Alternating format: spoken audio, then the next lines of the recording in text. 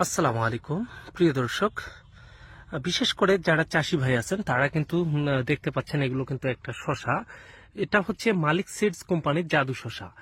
দেখেন যে আমার গাছের বয়স কিন্তু শেষের দিকে, গাছ শেষের দিকে দেখেই কিন্তু আজকে আমি কিন্তু করল্লা লাগাই দিচ্ছি। এটা কিন্তু করল্লার চারাগুলো কিন্তু আমি লাগাই দিচ্ছি মালচিং ফুটো করে।